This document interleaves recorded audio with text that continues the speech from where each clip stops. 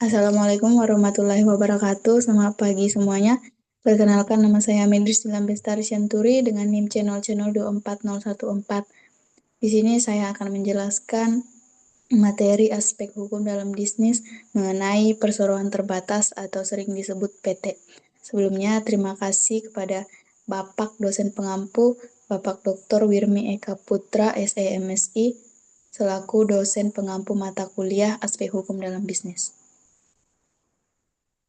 Di sini saya akan menjelaskan definisi PT terlebih dahulu. Apa itu PT? Perseroan terbatas adalah organisasi bisnis yang memiliki badan hukum resmi yang dimiliki oleh minimal 2 orang dengan tanggung jawab yang hanya berlaku pada perusahaan tanpa melibatkan harta pribadi atau perseorangan yang ada di dalamnya. Perseroan terbatas atau dahulu disebut Nemlos Penosep atau NV adalah suatu perusahaan yang memperoleh modal dengan mengeluarkan surat-surat sero atau saham. Perseroan terbatas adalah bentuk badan usaha yang memiliki status badan hukum, di mana modal perusahaan terbagi menjadi saham-saham.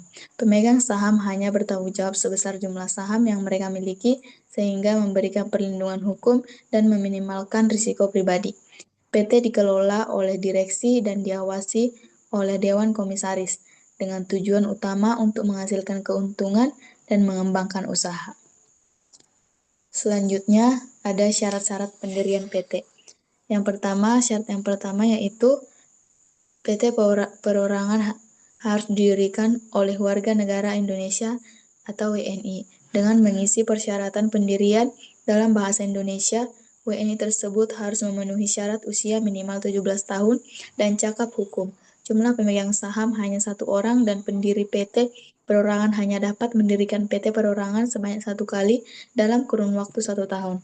Syarat yang kedua yaitu pendirian PT di notaris. Perlu diketahui bahwa pendirian PT perorangan tidak diperlukan akta notaris.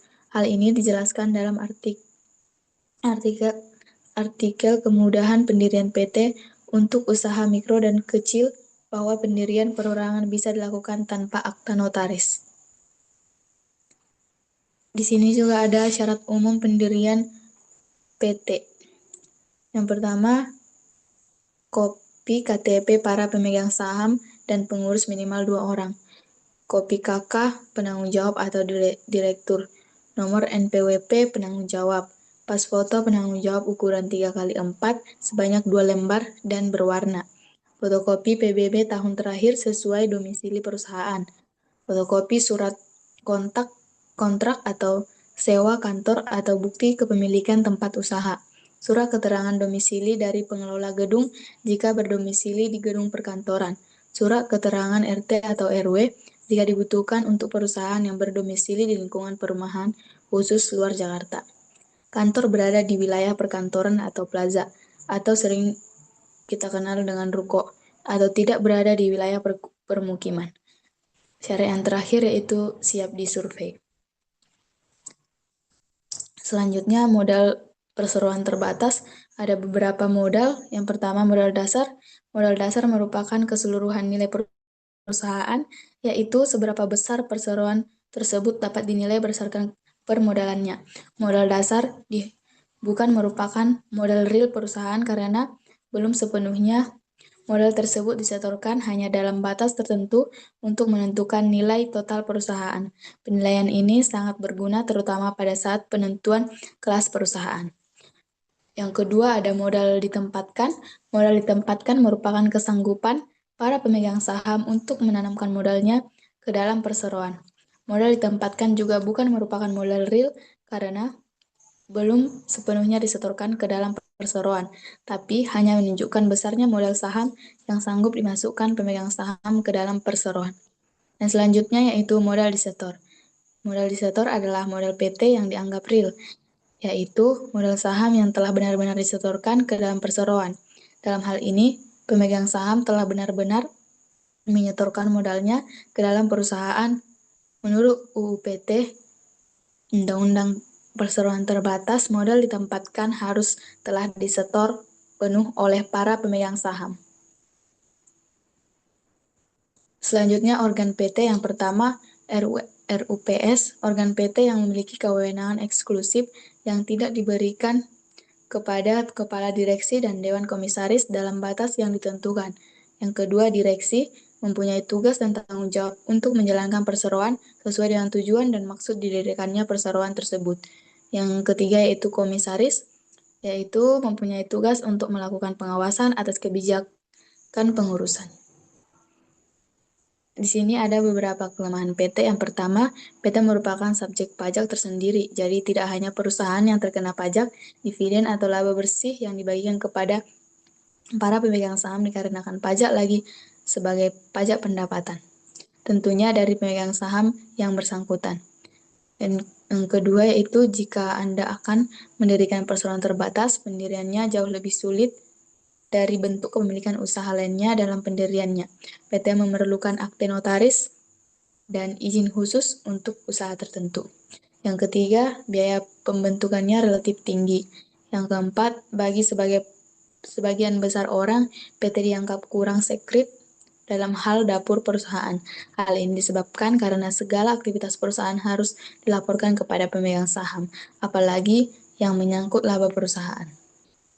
Selanjutnya ada kelebihan PT. Yang pertama, tanggung jawab yang terbatas dari para pemegang saham terhadap utang-utang perusahaan. Maksudnya adalah, jika Anda termasuk pemegang saham dan kebetulan perusahaan mempunyai utang, Anda harus bertanggung jawab sebesar modal yang Anda setorkan dan tidak lebih. Yang kedua, kelangsungan perusahaan sebagai badan hukum lebih terjamin sebab tidak tergantung pada beberapa pemilik. Pemilik dapat berganti-ganti. Yang ketiga, mudah untuk memindahkan hak milik dengan menjual saham kepada orang lain. 4. Mudah memperoleh tambahan modal untuk memperoleh volume usahanya, misalnya dengan mengeluarkan saham baru. Yang kelima, manajemen dan spesialisasinya memungkinkan pengelolaan sumber-sumber modal untuk itu secara efisien. Jadi, jika Anda mempunyai manajer tidak cakap, Anda bisa ganti dengan yang lebih cakap. Aduh.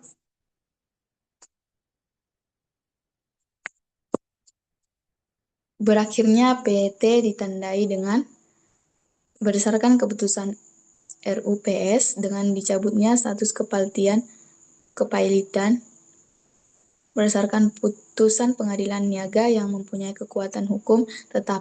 Harta pailit perseroan tidak cukup untuk membayar biaya kepailitan. Selanjutnya, karena jangka waktu yang ditetapkan telah berakhir.